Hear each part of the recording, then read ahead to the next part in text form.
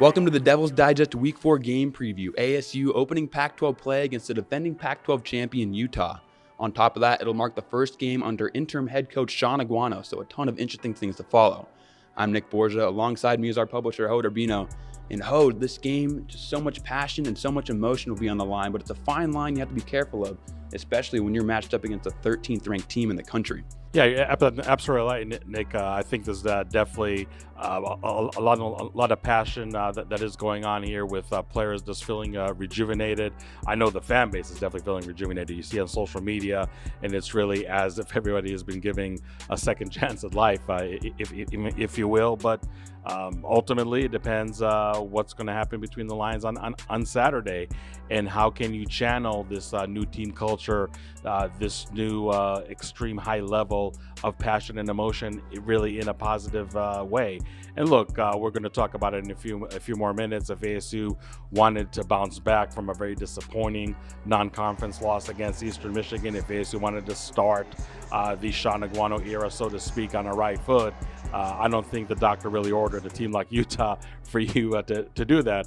Then again, we thought that last week when Eastern Michigan came into town, that was a good bounce back opportunity for ASU to be a part of after a disappointing loss at Oklahoma State. But I think that it's really imperative that the Sun Devils channel that emotion in the most positive way. The first thing obviously that comes to mind is penalties.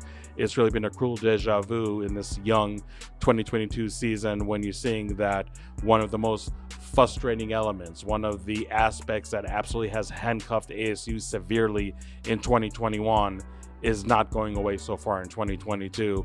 And when you talk about crossing that line between emotion and passion, I think that's one of the first aspects in a game that actually does get affected. And then just mental mistakes that may not necessarily be penalties, just because you're just overhyped up to play this game. I think the crowd environment is going to be much different than was against Eastern Michigan, let alone against Northern Arizona for the season opener. And you're playing perhaps the toughest opponent you're going to face all year long, arguably the best team in the Pac-12 right now. So there's definitely going to be a lot of heightened emotion state for the Sun Devil team, and it really is going to be important if they have any chance at an upset to really just channel all those sentiments in a positive direction. I have no doubt in my mind that when we look at the result come Saturday night, that's probably the first thing we're going to point to. How was ASU able to walk that fine line that you talked about? Well, let's talk about Utah. At this point in the year, the difference between a 3-0 team and a 2-1 team, not too drastic, but obviously Utah fell to Florida to kick off their season. But since then, some huge wins against non-conference opponents. Their defense just proving why they're consistently one of the best in the Pac-12.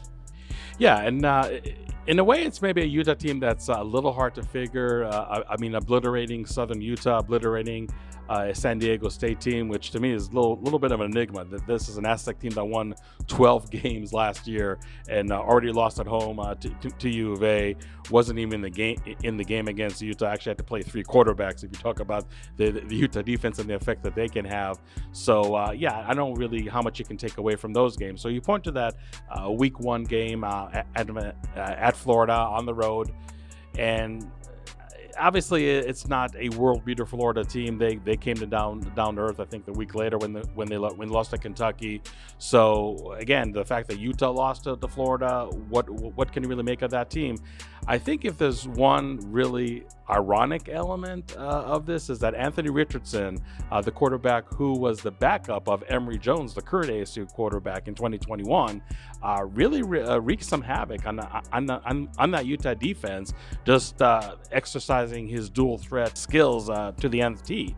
And now it's a matter of, okay, can Emory Jones really take a close look at that Florida-Utah game film and really duplicate some of the moves, if you will, that really baffled the Utah defense supposedly in week 1? Can do the same on Saturday? So I think that really provides somewhat of an interesting twist. Now, don't get me wrong. I'm sure Utah has been practicing for that specific aspect all week long, and they're very cognizant of the fact that Emory Jones is going to try to duplicate what his backup was doing in week 1. But if you're talking about kinks in the armor, which aren't that many in such a formidable Utah defense, a unit that's been a staple of that program ever since they entered the Pac-12, I think that that's something that you really want to take a close eye on.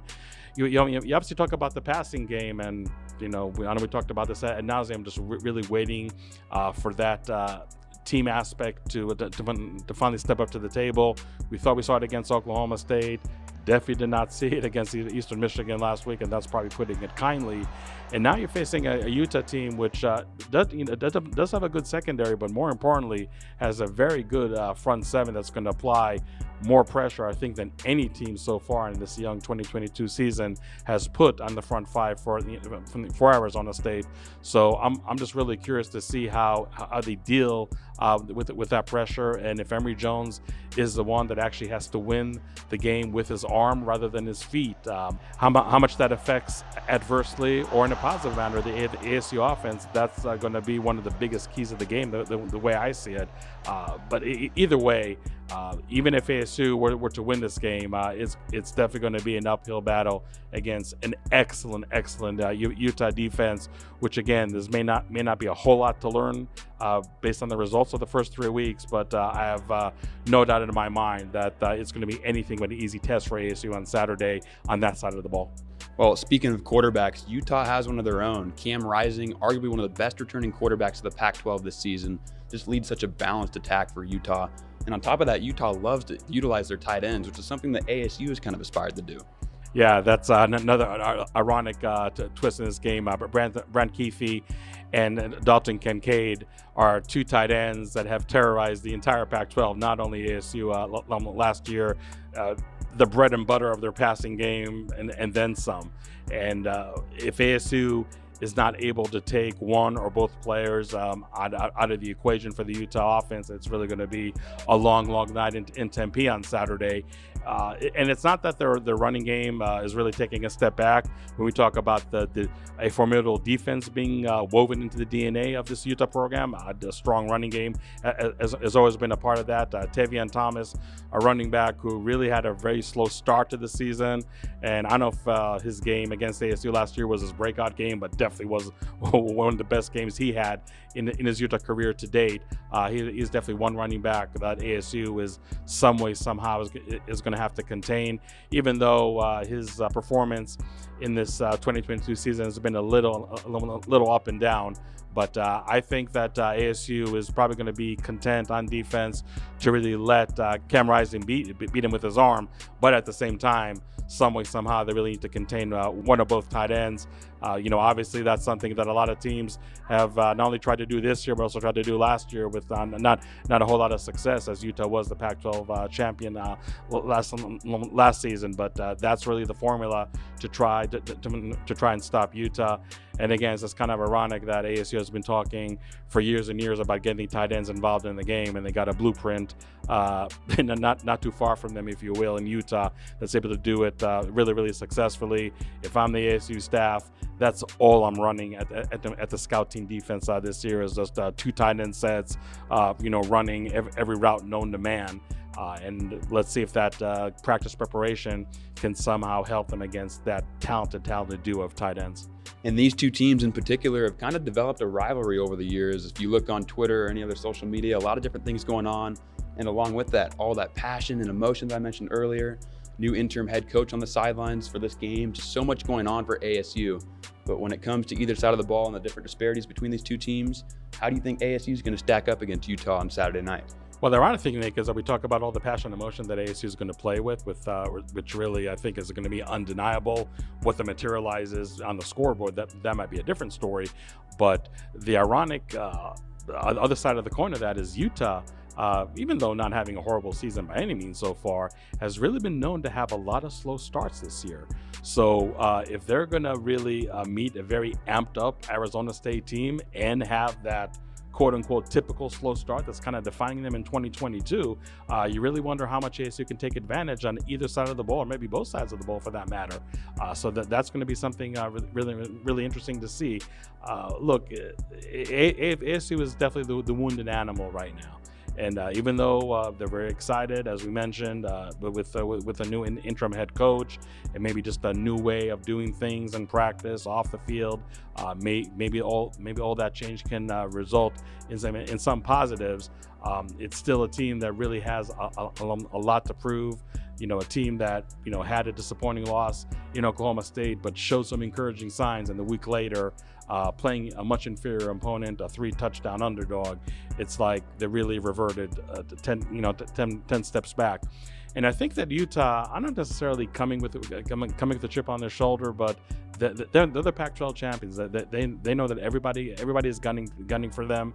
And I know publicly they're not going to say that they're seeing ASU playing them right here, right now as a ripe opportunity to absolutely demolish them. But they know that there might be some vulnerabilities, and maybe Utah's the one that's really coming with a more business-like mentality, and ASU trying to use all the frenzy that we talked about in this feature really to their advantage.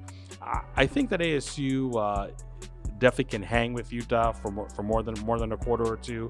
I think that if a slow start of Utah does continue this week, that ASU might be able to get up to an early lead. But overall, I think that the talent gap right now between the teams is just enough for Utah to really overcome ASU in this game.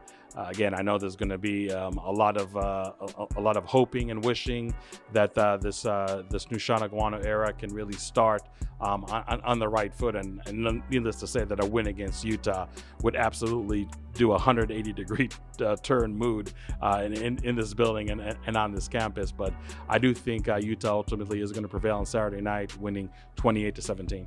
Alrighty, well, thank you so much, Hode. As always, for all your pregame, in-game, and post-game coverage, keep it locked in at DevilsDigest.com. Also, drop a follow at Devils Digest on Twitter.